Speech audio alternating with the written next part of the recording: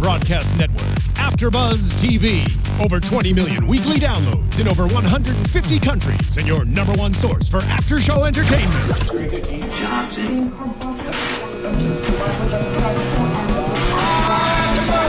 AFTERBUZZ TV, the destination for TV superfans, producing after shows for over 300 of your favorite TV shows, interviewing celebrities and showrunners, and bringing you behind-the-scenes exclusives. All thanks to E! Entertainment's Maria Menounos, producer Kevin Undergaro, and internet leader Akamai.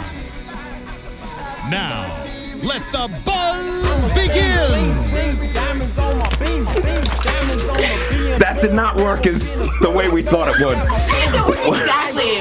Welcome to a twerktastic edition of the Orphan Black After Show here at AFTERBUZZ TV. It's already descended into madness, much like the Hendrixes. Yeah. Yes, this is episode 6, season 3, Certain Agony of the Battlefield. And with us as always, Megan Salinas. Hi, everybody. You can tweet at me at the Menguin. That's TheMenguin. And, oh my God, she's back. Yay! Hey guys. Anna Koppel. I missed all of you so much. Thanks for putting up with my absence, and maybe you didn't miss me. It's fine. Okay, anyway. And we gain you, but then we lose Lieberman today. We can never have all of us at the same time. What you guys don't know is that some of us are in a fight, and so we just can't all be in the same room together at the same time. Exactly. Yeah. Anyway, you can follow me at Koppel from Mayor, KOPPELFORMAYOR. Please tweet at us during the show. We have so much to talk about. And I don't think I said my name. I'm Will Link. And you can follow me on Twitter at The Real Will Link. So, yes, there is so much to talk about in this episode. This is one of the craziest episodes. I think it's arguably the best episode of the series. And maybe it's because, you know, we talked about this with Matt, and Matt said this a bunch of times about, like, you know, they don't kill any characters on this show, it seems ever. Even when they do, you know, like Helena's back, and, you know, but they sure killed a character this week. And what a way. Yeah, well, but I mean, like a big Only one that really mattered. Only one that they killed Paul. Major Paul. Hot Paul. Dirty Paul. BDP. Oh, I was going to actually say it. Say it. Big Dick Paul. Yeah. Yeah. They killed him. And you know what? It was so funny because from the start of this episode, it was easily the most Paul-centric episode.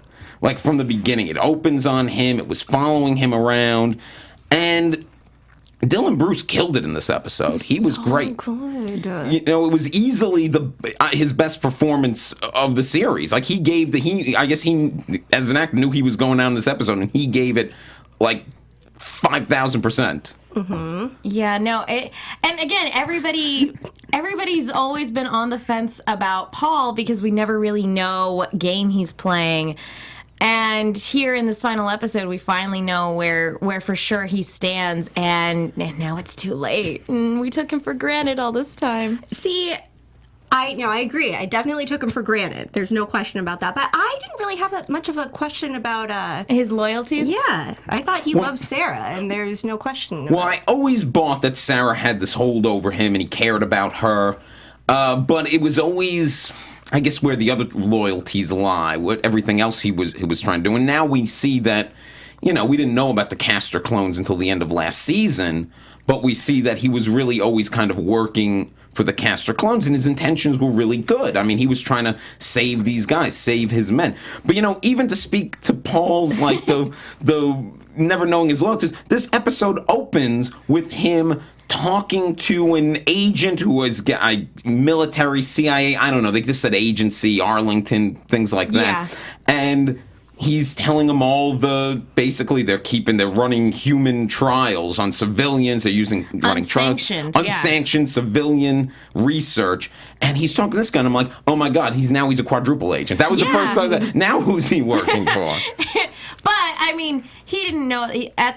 What we find out is that this is the body that basically runs Castor. This is Yeah. the entity that they report to. So it would make sense that he would go to a supervisor or somebody Yeah. who has authority over Castor. But yeah, you're absolutely right. It's like, what are you, a quadruple agent? I don't understand. Who are you working for? And, you know, when talking about these things with Castor, I'm always hesitant to say, like, well, he went to go talk to somebody who works in the Pentagon or something, because it's a Canadian show. So I'm always actually a little like, what military is this? Is What this the government? Canadian? Yeah, I've actually always been a little curious, and they keep it purposefully vague. Like, the city that they live in is, like, vaguely Toronto, like, you know. Yeah, and is this...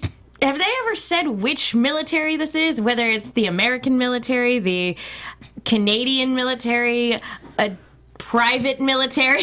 No, it's, you know. It's, No, but I feel like they did make some sort of. Oh no, that was in the behind the scenes. They made like a reference to Blackwater. Oh, yeah. But I think that that it's supposed to maybe resemble a private military. Okay.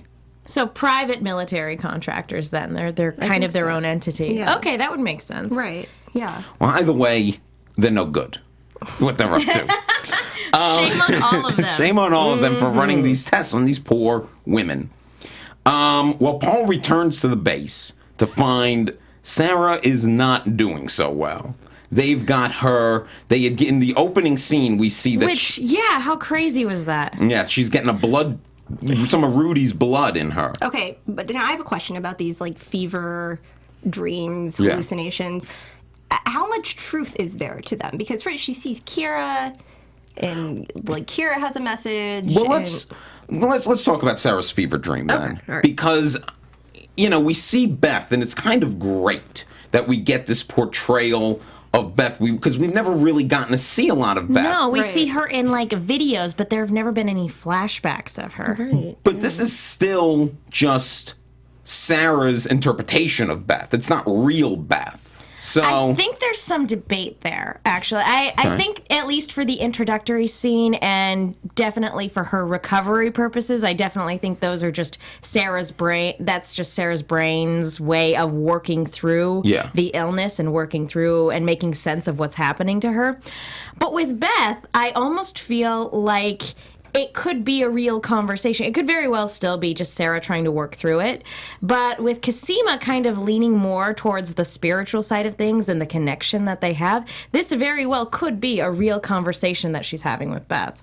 I'm just throwing that out there. I don't necessarily subscribe to that, but it could be. Well, remember Allison or was it Sarah? I don't know, but from season 1, where somebody would like come in and run all these tests on them when they were sleeping, but it was like done with a computer. Yeah, it was the right? monitors. It was the Well, monitors. yeah. But they had some sort of like computer program they were running too, and they do with Castor certainly. Yeah. So I mean, is it possible that they're like downloading their thoughts? I mean, I am going. They're that advanced. I am going to say it's no. possible. they're cloning people. Clone Matrix. I would watch that. I look. I think it is. I'll be curious to know what the people out there think, but I think it's just a dream, and it's Sarah's interpretation of Beth. But the thing she says about Beth, because one of the things, and we talked about this in one of the episodes you were gone, how at least I personally would love to see an episode that had some. And this is a way you could bring Paul back too. Some flashbacks to Beth right before she killed herself. Like what was that day like for Beth? Like what was going through her head before she killed herself? Because in the flashback, she basically seems overwhelmed that she can't like understand this. Like she can't get a grasp on it, and it's completely overwhelming. Which I totally buy as a reason why she just had enough. And she couldn't deal with this. I mean, she's dealing with clones. There were clone assassins at the time. I mean, there was a lot going on for Beth. I would think that something that might have been the inciting incident would be all of that, and then Beth herself realizing that she's sick. I could see that as being kind of like the straw that breaks the camel's back, but we don't know. Because even in this dream or post-mortem communication, something like that, even here, she just kind of says, it was just too much. I just couldn't understand it all. But again, that might just be what Sarah's taking from it.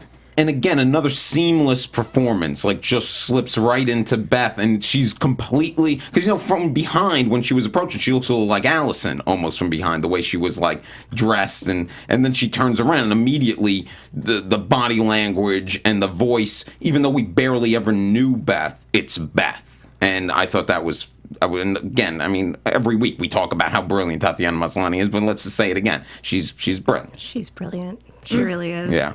I want to just rewind quickly. One of our most loyal listeners, Scott in Jupiter, says that the uniforms say U.S. Army. Oh.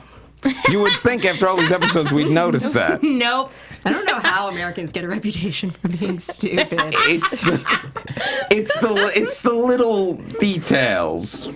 I don't know. The uniform that looks like our nation's Now we're uniform. going to be looking for it, and then when we see it in possibly the next episode in the previously on, we'll be like, oh yeah, we're dumb.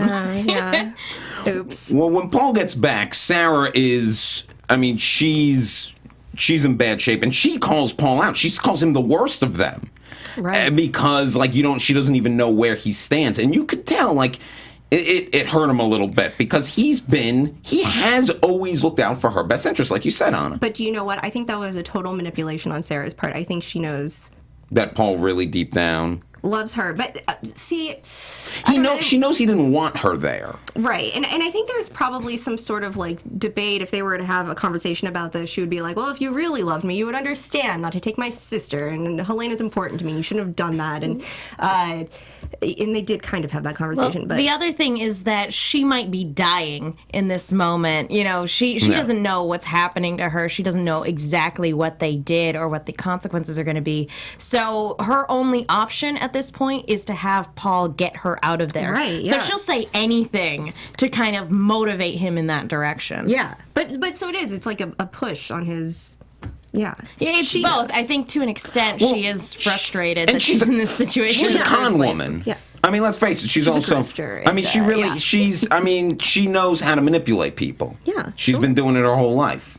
But there clearly was, and by the time you get to the end, there clearly was a connection between these two characters. And, he had to choose between his loyalty to his men and to Sarah. But, there is a moral boundary that Paul isn't willing to cross, a line he's not willing to cross, and it's testing on civilians.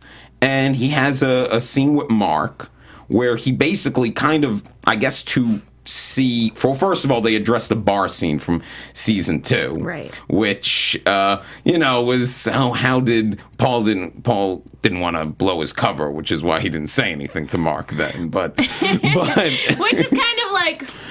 It's an obvious fix to a problem that the writers put themselves in. But They're like, we wrote ourselves into a corner there. But then the rest of the scene, I thought, played out really well because he's kind of testing Mark's loyalty. Like, he wants a straight answer because he knows if Mark does love Gracie, then he can trust her. And Mark admits to it. He says, him. Trust him, yeah, sorry. Okay. Trust him. And he gets Mark to kind of team up with them when they go to break into Cody's office to find out a little bit more information. And that's when we find out that these women who get this clone STD, basically, are all now left sterile. They can't have kids. Which, that, on the one hand, it is terrible, and it's terrible that they were doing this, but I'm so relieved that they're not dead, that all of these women didn't die as a result of this. Yeah. It's still terrible, horrible thing that that's what they did, and that they were kind of planning on using this for a weapon. But it wasn't the worst case scenario, because I was afraid worst case scenario was that all of these women were going to be dead as a result. Yeah. Is that not clear? I mean, is that clear that they're not going to die eventually? I don't know. They Maybe seem- later on down the road, but sterilization was the concern and the reason why they were like, it wasn't like you're killing civilians, it's you're sterilizing people. So But they don't. I'm sorry. To Oh, it's interrupt you, okay. but Oh, they don't, no, they don't absolutely. have any like. There's no proof to say that it's not going to kill them further on down the line. But there are no hair samples matching bodies at this point, right? Like Not Not that we know of. And I mean, look, Cosima and Delphine, they didn't seem pretty worried about Gracie other than the sterilization, than, that she was like in imminent danger of dying towards the end of this episode. So I feel like that is the thing. So then. Yeah, I feel like there would be more of a sense of urgency with Gracie if that had been the case. So I have a couple of questions. Okay. One, Cody's plan to weaponize weaponize it? Is it literally like when she said end a war in a generation? Is it literally like, if we want to stop a war with Iraq, we just drop this weapon on them and the whole country's sterilized? I mean, is that the idea? And it sounds like a war more like a war than ending a war, don't you think? Well, they'll never be like it sounds like Nazi talk is what it sounds like. Yeah. It sounds like genocide. That's what I should have said. Yeah, your enemy will never have children then. So once your enemy all dies out, right? Yeah. Which is basically what you're dealing with when you're dealing with eugenics in the first place. Well, my other question is with this as an STD, as a clone STD. So okay. Let's say I give someone, I'm a caster clone, I give this to a woman. Can she pass it on to some other guy who's then gonna is this gonna just That was my next question. But it's hard to say whether or not they're doing like follow-up trials with all of the intimate encounters that these women are having. I feel like there would be a lot more information there if that was the case. I think you need a hot caster clone sperm injection for it to be It only has active. to be okay. Yeah. That makes sense. It has to come from the source. It's just blood sperm. The amount of talk of sperm we've had on this AfterBuzz show this season. Oh, just this week. Just this week. Yeah. So Paul finds this out, and him and Mark basically, Mark I think stays behind, but Paul goes in and arrests Cody, places Cody under arrest. And at this point, Sarah's feeling better. Her fever's broke because she's immune to this because she's got the same exact condition. But she doesn't quite have the same exact condition because she can have kids. No, she's immune to the same condition. She's immune to the Lita equivalent condition. Okay. So she's immune to the... Okay, to the that's what it one is. as well. Okay. At least that seems to be the rationale for it. And Cody's... She's got super blood. Cody's like, I knew she would be, but did you, Cody? You look surprised. You look, yeah. I don't know that she is immune to it necessarily, but because what Cody said was like, she's special, she's unique, which is what everybody calls Sarah special and unique. Sarah and Helena, yeah. Yeah, they are the chosen sisters. But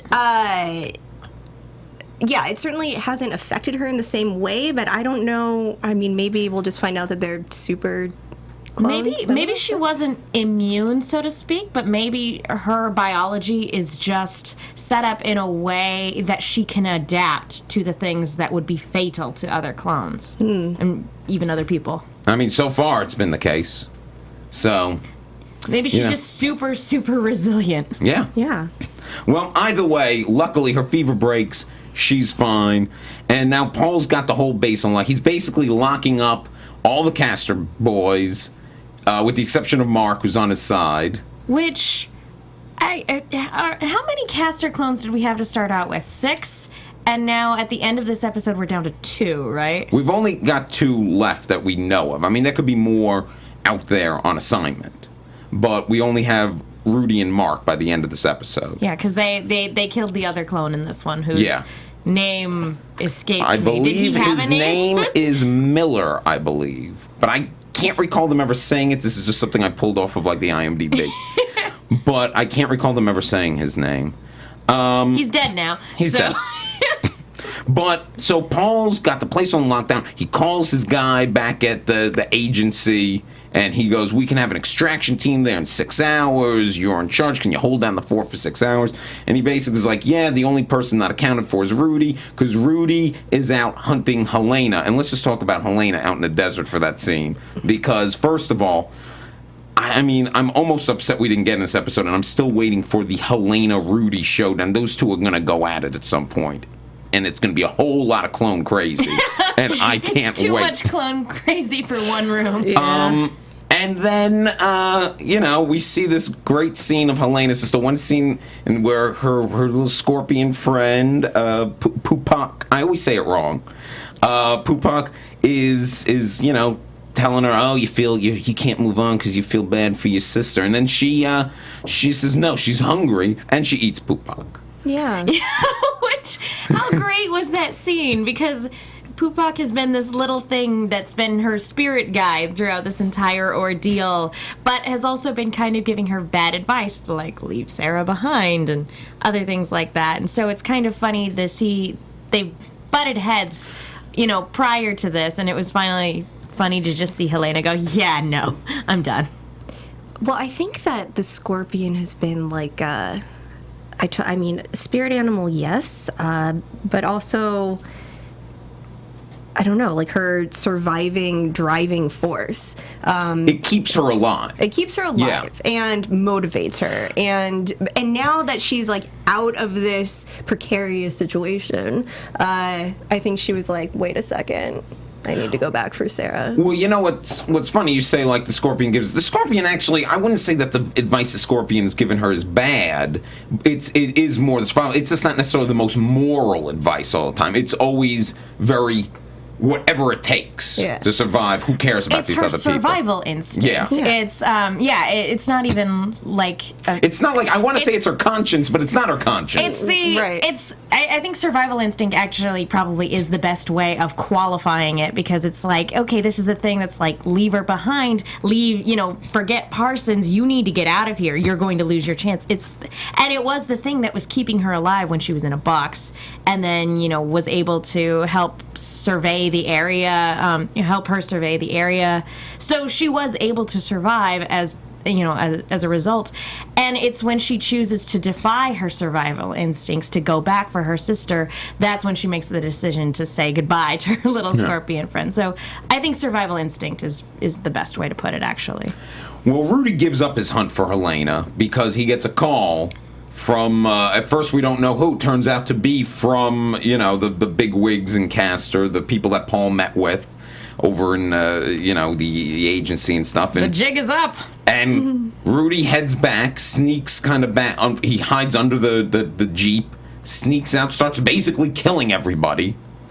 And Paul now figures this out because Mark says Rudy didn't come back, we checked his sat phone. He's not back. Paul calls and realizes, I'm being lied to. I'm being set up. It's a little fitting that Paul died in a double cross, by the way. It's a little fitting if he was going to die. I mean, it does make sense. And he immediately realizes they want this as a weapon. They're not coming to help. They're gonna probably kill me and kill Sarah and get out of here with all the science. We got to get out of here. So he's bringing Sarah, and then, the Castor clones are out, and then there's the fight with Miller. And then, kind of shockingly, when he got stabbed, I kept thinking, well, he'll probably be all right. That's what I thought, too. I totally thought that they were going to get out of this because people have survived worse in this show. Yeah. Can I just point out it's a little crazy that he didn't survive just because they're on a base with, like, so many medical supplies and so much equipment, and it just seems nutty. But he's on his own. And the only person who would treat him, presumably, is Dr. Cody, and she doesn't want him alive. What about the guy who does the medicine, who gave him the inside information? I think he's dead at this point. I think Rudy killed him. Oh. Yeah. Rudy's killing everyone. I mean, it's one thing, it's not like he's on a friendly base where he can just walk into the medic's office and be like, medic. That's what I'm imagining. Medic. You guys who stabbed me, can you now fix me up? Okay, guys, now that we're done with this little tussle, please stitch me up. But I still thought, they'd get in a Jeep together and they'd drive off and Paul would be close to death, but Sarah would get him somewhere and save him. But then the second he's there's a garage there with Jeep, and he closes the grate, he puts her in that, kind of tunnel and closes the grate behind. I'm like, oh, he's dead. He's going to die, isn't he? And I still wasn't there with it. I was like, no. At that point, I thought he was going to die because I didn't see how he would get out of this. There was no way he was going to talk his way out of this time. No, if you didn't know then, when you see him sitting in that chair inside that room with the little Castor skeleton, you kind of know where the scene is going. But you're absolutely right. It's so frustrating because there's so much medical equipment around him. It's like, somebody please help him. And he was stabbed, right? Why couldn't he just go and all right, whatever, it's fine. I just have to deal with it. Tough it out. I just have to...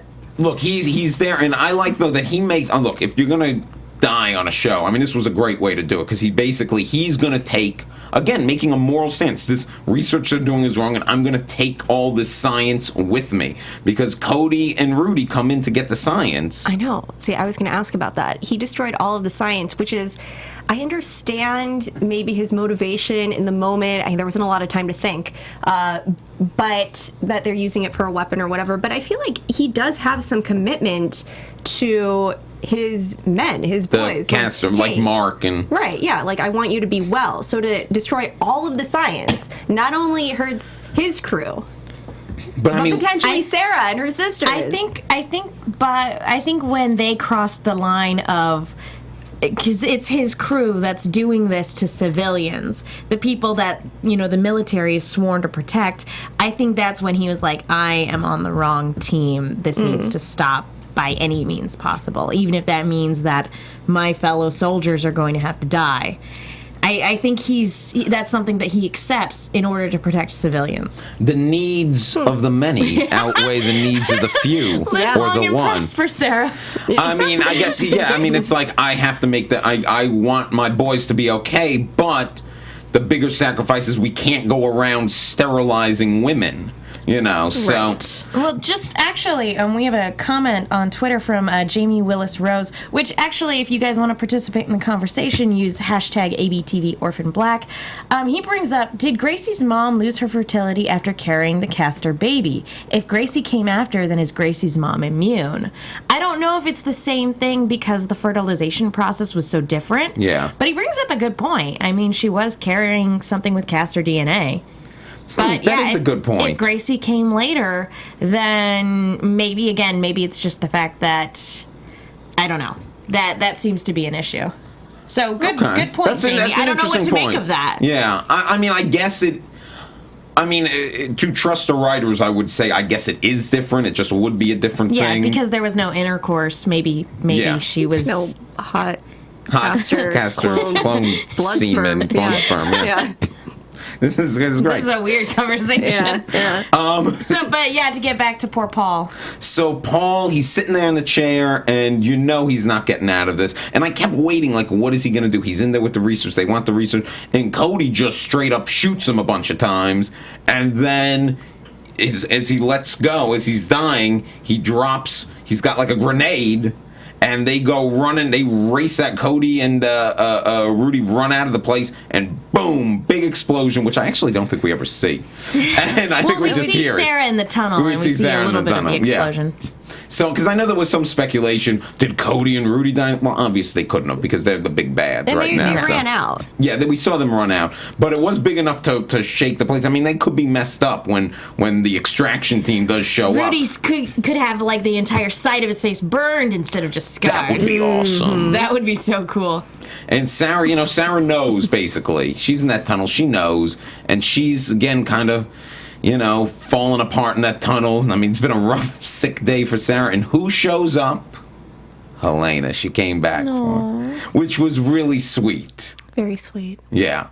And I mean, they Orphan Black hit us with a lot of emotions in this because we're dealing with the noble sacrifice of Paul, and then Helena comes back, which was a risk she had to take for her sestra. And now they're gonna, be running around Mexico, I guess. I legit cried.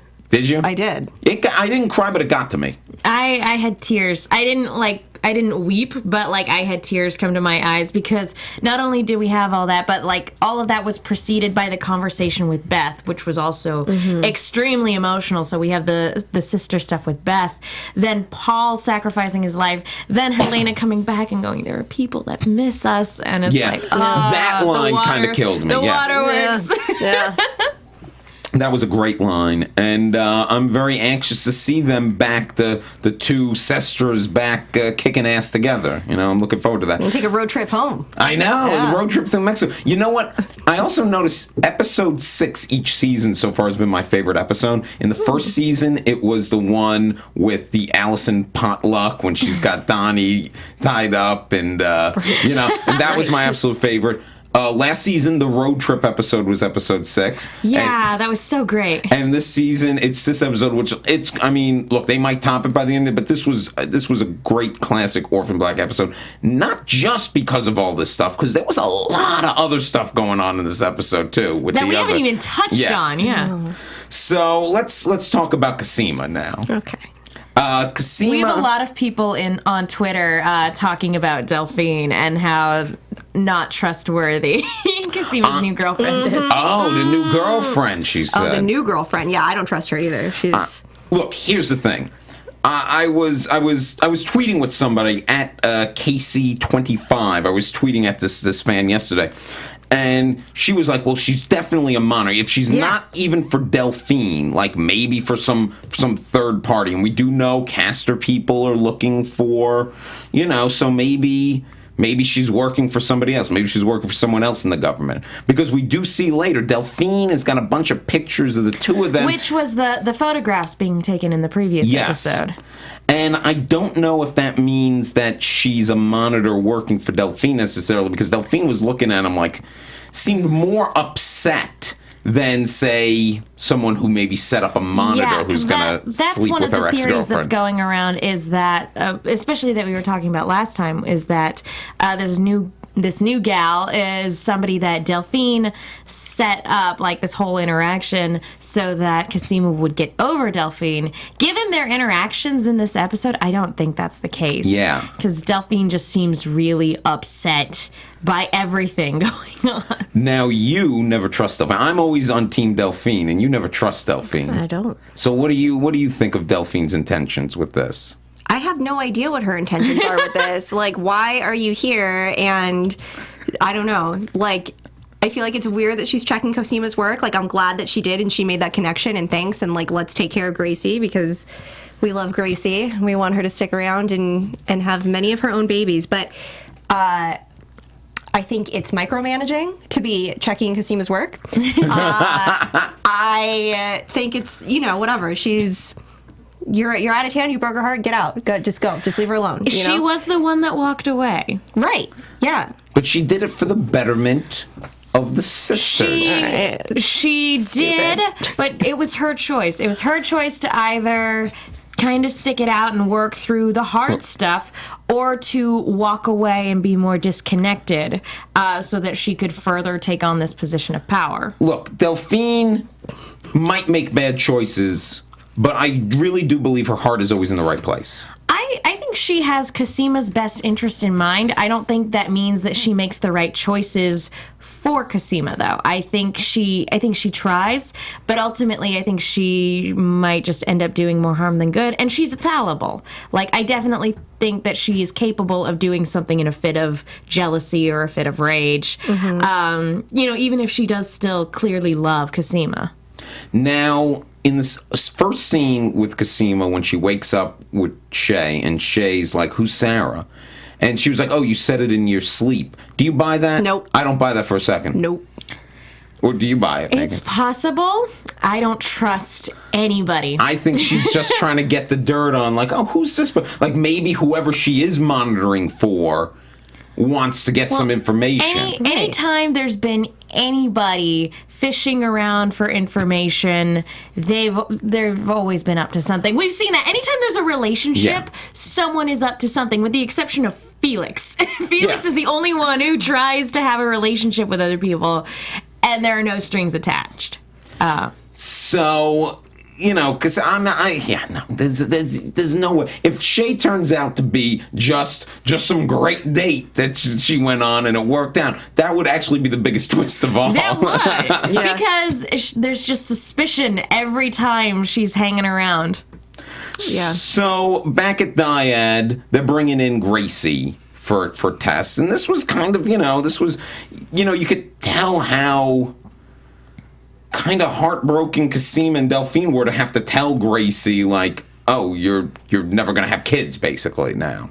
And I thought that scene was done well, because Cosima's really, she's she's way into the science. She's like deep in the weeds with the science, but she's also a really good people person. She's always good at putting people at ease. Like the second, she's talking to Delphine, and the second Gracie comes off the elevator with Felix, like it completely, her personality changes, and she's got a great bedside manner. Yeah. Yeah, that's something that, because it would have been so easy to write her as the stereotypical, science person in a TV show where she's bad at human interactions, but she's always been so great and so warm towards all the other characters in the show.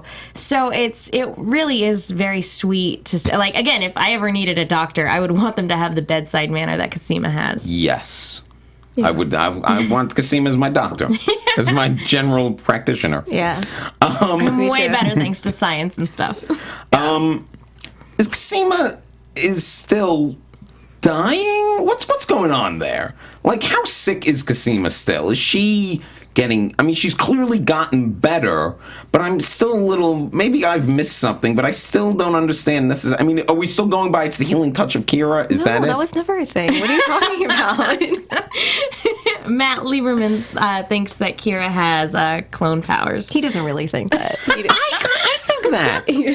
Remember, Kira was Kira magic. Kira laid hands on her, and then she was like, oh, I feel better. Kira laid hands on Sarah in this episode too, but it turned out to be a fever dream. We just talked about that. But that was in reality when it happened to Cosima. She was having a fever dream of Delphine. She was dreaming that Delphine was there. Right, yeah. And then...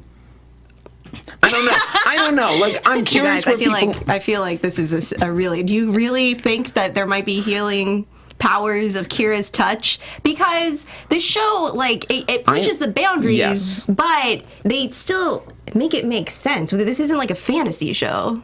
I know. Yeah. And there could be some scientific reason for all of this. Right. Okay. But... Well, she does, because she never got more of Kira's bone marrow or whatever. She's still using, I've kind of lost a little track of... They probably cloned the stem cells. They have the technology. They haven't said this. And isn't there still a big container of, Helena's babies at Felix's apartment? Am I wrong? Kira has those. That thing was the size of Kira. She didn't take that with her. She and Cal took them. They took them to Iceland. Yeah. I want to say that for right now, Cosima's in... the equivalent of remission. Yeah. She is fine. She's... I think obviously she's functional, and I think she feels great, but I think that it's one of those things where it's a looming thing, she could relapse at any minute. So there's always the threat of it. I think I think she's fine, she feels fine, but it's one of those things where it could be lurking under the surface, and it could strike again at any second. Well, if there's one thing they do soon, I hope it's to definitively cure her and be like, oh, by the way, we gave you this. What was Shay was giving her some licorice root drink? Drink this, it'll help you cough. Boom, you're healed now. Yeah. Yeah. Or the cure will come out of left field. I like that the idea of the cure with all this is going to be that. The cure is going to come from what I think is a date rape drug in the drink. Yeah. Yeah. And the cure was ice cream all along. No, the cure was love. That's all it was. If the cure is actually love between sisters. The cure is more cowbell. Yeah. So fever. Now Felix has come. I got it. Hold on. Okay. All right. Back on track. Lead us, leader.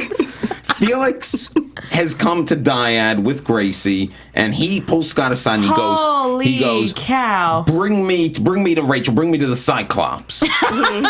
And this is the best scene Felix has had all season, because he's been a little bit on the sidelines, and this was him being a little more proactive, a little more emotional, and he goes in there, and what a scene he has with Rachel. This is the most aggressive he's ever been, and it was a little frightening. I hate Rachel, but I felt really bad for Rachel in this scene. Alicia Perez at Billie Jean Girl 18 said, the scene with Felix and Rachel is hard to watch. I've never seen him that angry before. But I totally get it. Yeah. His sister's been gone. He's worried. Same with Nikki D. Nikki also says, Rachel, is a terrible person, but I can't believe I felt bad for her after all she has done. I know. I felt bad for her, too. Well, because she really can't bad. defend herself. It was a lot like when Delphine was standing over her and pressing on her eye. She has brain damage at this point. Can't walk on her own. She has to move around, and she's painting pictures all day long with one eye. And she's looking at a picture of her and her late father, who died in her arms. And all she can do is weep and kind of struggle to articulate, things to other people. And she's also trapped there. Yeah. She's trapped there. She is a prisoner now. And she even says her last line to him is like, get me out of here. Yeah. And Felix, and the thing about the scene, and I think this is much worse than the Delphine scene, because it's the level of humiliation. He's painting the other eye on her, and he's making her move around, and then, when he says, nobody cares about you, basically. He said, I don't... Nobody's coming for you because nobody cares. Yeah, I mean, that was man. And I guess this is where, it being a show about clones, we care about a lot of people who have the exact same face as Rachel. So I guess that probably also helps pull at our heartstrings a little bit. Well, and again, Tatiana's just such a great actress. Yeah. Yeah, no. I'm thinking about it. Well, I did feel bad for Rachel, but she kind of created this reality for herself, didn't she? Yes. I mean, it's not so much that she doesn't deserve to be punished. It's just, it's brutal to watch. Yeah. And yeah, she kind of did it to herself. She built this empire, and now that it's come crashing down around her, we can't really feel too bad for her, because she did try to kill all of her sisters, and, she came this close to succeeding. And by the way, then Scott notices something that she's painting within the paintings, which at first I didn't catch what it was, admittedly, and then later, it's the same symbols in Duncan's book. And so... yeah, before I guess we all feel too much sympathy for Rachel, she's clearly holding back on something still. Well, what's interesting is that she's painting these symbols, so that leads him to believe, based on the book that they have, that she knows the code. That makes no sense, because Duncan died to prevent her from getting the code. So I'm wondering if this is something completely subliminal on her part, that she doesn't realize she has pieces of the code. Let me ask you this. I don't know if this is stupid. I don't know enough about brain damage. She's got massive brain damage. She got this pencil on. Her brain is working differently than before. It's hard for her to talk. Mm-hmm. Is it possible that, like you said, subconsciously something's been in the deep recesses of her brain, and that, something new has come out to recover, that it's emerging in those ways? And maybe because of the injury, I don't know. Is that? I think it's possible. I mean, you're a neurosurgeon, so right? Yeah, I just who moonlights at AFTERBUZZ. How dare you laugh that hard at that? That is so rude. I mean, you're a neurosurgeon, you idiot. So rude. But yeah, I think it's possible that she has a key that she doesn't know that she has, or just some memory of her father that will be helpful to them. So certainly. It's not holding out. It's she doesn't even know, but maybe Scott can kind of coax it out of her some way. I think what she has is a piece, and it's a piece that she doesn't know she has. I think that because again, I don't think she would have Duncan wouldn't have had to kill himself if she just knew it off the top of her head. So I think she has a component, just another piece of the puzzle that will help them decipher the code from the book that they have. But it's either something big, or maybe she does know that she has the key, but she didn't have the book to unlock everything. So again, maybe it's having to put the two together that'll solve the puzzle for them. Okay, that makes sense. Rachel, I mean, she does say to Felix, get me out of here. Do you think at any point, she is a sister in a way. I mean, she's a terrible person, but at any point, do you think anyone does come to her aid or her rescue? I mean, we can't have just Rachel rotting here for the rest of the series inside. I think I predicted in episode 1 that there was going to be a team up with Rachel, and absolutely, and I think the thing that I would like to see the most is a Rachel Helena team up. just because Helena's hated her so much in the past. I mean, that would have to be major obstacles for the two of them to team up. That How they'd have would to. they even communicate? Oh, but that's a whole other series I want to see. Any pairing on the show I would also like to see as a spin-off. Almost any pairing on this show. I know, right? I mean, that's what's so great about these characters. That's so true. And I hope we get more Rachel. I hope this is a key that in these last 4 episodes we're going to get a lot more Rachel, because I'm very curious where her storyline goes, because she's been more separated, almost more separated than Allison has been this this series season. is a balancing act with all of its characters. It's not quite like other series where it's like musical chairs, but with the threat of Castor, they have Rachel and Delphine going to the back burner. Now that Castor has been basically eliminated, except for 2 people, Cody and Rudy, they're the ones moving on the back burner a little bit, and Rachel and Delphine can come back into the story a little bit. It's a balancing act. So I'm just waiting. We're not done with Rachel by any means. It's That's not happening. No, you said absolutely not. You said balancing act, and this episode I believe had the most clones in an episode ever, because you had the main clones we always see, Rachel and Beth in the dream. So, and we even had a little bit of we had a younger one of the younger clones too. Yes, I'm not quite sure which one that was. If that was just a young Charlotte or just young, yeah, that could be, because a lot of people were like, "Oh, Charlotte was down there showing," but I'm but like, it's also it young Sarah? It's also what they all look like as babies. Yeah. So kids, Not babies, but kids, younger children. baby No clone. idea what you're talking about. I You know. are not ready for fatherhood. Babies and 10-year-olds There's are a basically babies. the No, same, babies right? can talk and walk around and lead you through fever dreams, right?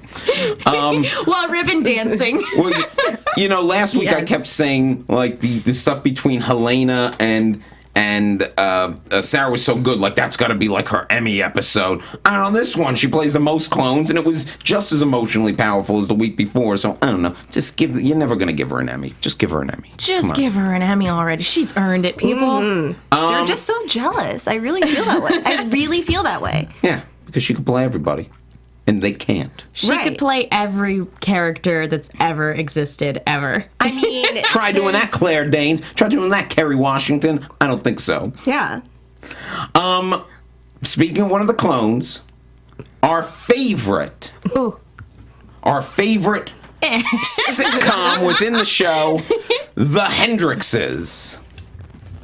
I would wish there was a theme Making song. it We need to have a theme song for the know. Hendrixes segment. That riff raff song When we cut into them, they are dancing on the bed. with glitter. They're going Dolls. crazy. Have you guys seen just all the gifs that people have been making of know. just them dancing and they're around in their underwear and Twerking. making it rain? It's so great. His underwear with the elastic band wearing out.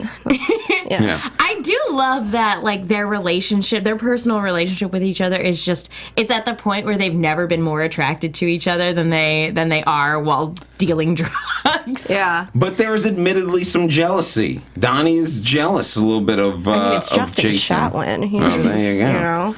And they want to take the business to the next level. Mm-hmm. She's paying Jason back, but she's like, I want to take this to the next level. And of course, Donnie shows up in. What was it, like a Saturn? It was Yeah, not. it wasn't. But, I mean, so in that case, maybe it is an inconspicuous car, but he's buying. It reminded me of the scene in, Goodfellas, when everybody keeps just buying things, like, don't spend any money, and they keep coming and look at this Cadillac I got. Yeah. That's what Donnie would be one of those guys, and Right. he'd get whacked.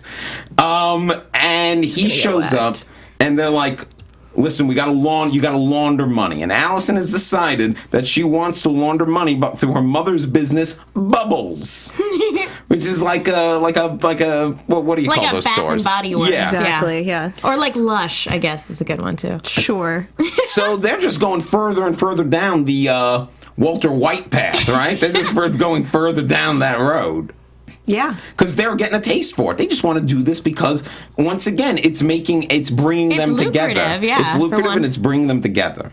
So, Just like murder. It's, and we Nothing all. strengthens their relationship quite like crime. Yeah. I mean, I don't think we I even. know. They're really good together in crime. They really are. She's starting to lose a little focus on the election. Yeah. This is supposed to be a big election. Well, don't you know, though, that you can buy off those elections with all that drug money? That's what I'm thinking. She figures The that she school, probably has. This is my drug hand this signals. was a big obstacle for them was paying back the money that they didn't know that they owed. So paying that back was like their first big obstacle because she figures she has her constituents in the bag by having the names of all these people who buy drugs. So yeah. So I guess she kind of figured that she kind of had it in the bag, and it's like, okay, we'll deal with this problem first. So I mean, she's gonna run for mayor. Yeah. We're finally going to get to see Allison's mom, I guess, too, because they're laundering money through. Who they've mentioned a lot, but has never made an appearance. But I heard who was gonna play her, and I don't remember now. Now, here's a question because obviously, she's her mother. Sarah and Helena had a birth mother, Yes. an in vitro fertilization mother. Were all the clones made that way? I assume they were. There was somebody who carried them. With each of the clones, were they all, did they all give birth and then all go to adoption centers and get adopted? That's what I assume. Okay. And they were sent out into the world for study and research. and Or did some of the people. birth mothers actually get to keep them? I doubt it. Probably because they couldn't have anybody who was aware of the whole experiment doing this, raising the child, because otherwise it wouldn't be a good test. They might have one be a monitor. We don't know. Or Lita could have just been like, Birth hey, mother that's cold. Lita could have also been just using it as like the guise of like, oh, we're helping people who can't have a baby on their own, that sort of thing. Yeah. So I really don't know. It could be any number of things, but I guess we'll find out. Yeah, it could be any kind of made up science. Yeah, exactly. So Anna, you had a thing? I had a thing.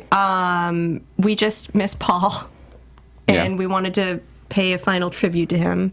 So we have a tribute for Paul. Are we done talking about this? Is that? Are we? I don't know. I know we're guess getting we have- late in the show. Yeah, We are late in the show. We're running late, and I know we wanna get do to that, still have and we have some predictions. So let's take So do you care wanna- of Paul. Yeah, let's do it. Okay, I'm let's ready. roll that video that Anna Koppel made. I'm so excited.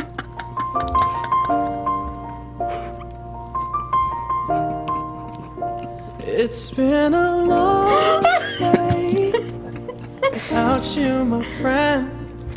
And I'll tell you all about it when I see you again. We've come a long way from where we began. Oh, I'll tell you all about it when I see you again. Aww. When I see you again. Damn, who knew? All the times we flew, the things we've been through. That I'll be standing right here talking to you about another path. I know we love to hit the road and laugh, but something told me that it wouldn't last. Had to switch up, look at things different, see the bigger picture. Those were the days, hard work forever pays. Now I see you in a better place. How can we not talk about family when family's all that we got? Everything I went through, you were standing there by my side. And now you gon' be with me for the last time. Oh my god. Without dying, you guys. Oh. And I'll tell you all about it when I see you again. It was never Beth that he loved. Oh, I'll tell you that Kitchen Island sex? about it when I see you again. When I see I didn't see. Did you have when he was with Felix? Did you have any clips of that? Dirty Paul.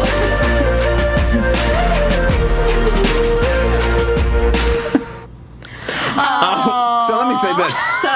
Dylan Bruce is still alive, by the way. In case you watched that and you were worried, Dylan Bruce is It's a still alive. 100% serious memorial video, so take from it what you will. If you'd like to find that on YouTube yourself, you were just listening, you can find it under RIP space BDP, for Big Dick Paul. Big Dick Paul. There he was. And RIP. you saw it. You saw the proof there. Oh, yeah. Legend everywhere. Hashtag that. Oh my god. Well, I think after such a fitting and touching tribute. I think all that's left is predictions. And now, your AfterBuzz TV predictions. I love the light show. Okay, Anna, you're back, so you should go first. Okay, sure, why not? I already said I predicted the whole Rachel Helena team up thing, and then I think that Kira is not safe with Cal. I think that he's going to sell her to Icelandic. like Castor or something. No, that's his daughter. He's a loving father. You guys, this is a prediction. You can't judge prediction. You're wrong. That's not how this works. You're right though. He has a shady past that we know very little about. Really know him. Sarah doesn't know him. Do you remember when Paul was like you're a war profiteer? You know, Paul, like the way he said that now in retrospect, seeing the way he reacted about the weaponizing Castor was doing, Paul actually really does take big moral stances on war profiteering and issues like that. So, you know, Cal does have a shady past. He does. It's possible that maybe he had a hand in creating biological weapons that say, I don't know, were used when you made clones. There still probably has to be. You're right about this, Anna. There still probably has to be a connection to Castor some way with Cal's war profiteering past. Yeah. I like it. I like that. Thanks, After we laughed at it, we came around on You it. laughed out at me. Oh, actually, no, that makes a lot of sense. Yeah. Okay. Right. That's how the way most of these seem to work. It's like, you're crazy. Oh, wait a minute. Megan. Well, obviously, we have a lot of people talking about it in the hashtag as well, is that the inevitable Mrs. S. Helena confrontation, because that is on its way, and Helena has made it very clear that she is not a fan of Mrs. S, and that when they go back, she's going to have an attempt on her life, which can't really blame her because Mrs. S totally sold her out, and they started waterboarding her and doing all sorts of terrible things, so can't really blame her. This was a very heavy episode. And already from the previews, it looks like next weekend is going to be a lot of Allison. And, a little lighter. Yeah, and I'm convinced, next episode, I think, is going to be a lot lighter. I think it's going to be just almost... We haven't had an episode that really focused on Allison yet this season. She's always been kind of the B story. I think she's going to be the A story in the next episode. And one of our viewers on YouTube, Lamba66, said... first season, Allison lets Ainsley die. Second season, Donnie kills Leaky. And they think that each season, they are going to kill somebody and have to cover it up. Accidentally kill somebody? I guess accidentally. Yeah. So I wouldn't be shocked. I thought that was a great prediction that happened. And I predict that if that's going to happen, it's going to be this next episode. Because nothing is lighter like murder. On this show for the Hendrix storyline. So I think next week is going to be a lot. I think after this, we just need to take a big, deep breath and relax. So have some fun next week with the Hendrixes. It would be nice to sit back and relax a little bit. Okay, we got to wrap up. So, Anna, where can the people find you? Oh, you can follow me at Koppel from Air, KOPPELFORMAYOR. Megan? You can follow me on Twitter at @TheMenguin. That's TheMenguin. I'm also on a bunch of shows here at AfterBuzz, including Turn later on tonight, and I've started writing articles for the movie Chick with 2 Ks. Be sure to check those out. And you can follow me on Twitter at The Real Will Link, and you can listen to my pop culture comedy fun podcast, Will Sean Podcast. I hear you have a special guest this week. The one I'm recording for next week is Anna Koppel. What? Yay! So look at that. Thank you for watching as always. We'll see you next week. From executive producers Maria Menounos, Kevin Undergaro, Phil Svitek, and the entire AfterBuzz TV staff, we would like to thank you for listening to the AfterBuzz TV network. To watch or listen to other after shows and post comments or questions, be sure to visit AfterBuzzTV.com. I'm Sir Richard Wentworth, and this has been a presentation of AfterBuzz TV. Bye. Clone you later. The views expressed herein are those of the hosts only and do not necessarily reflect the views of AfterBuzz TV or its owners or principals.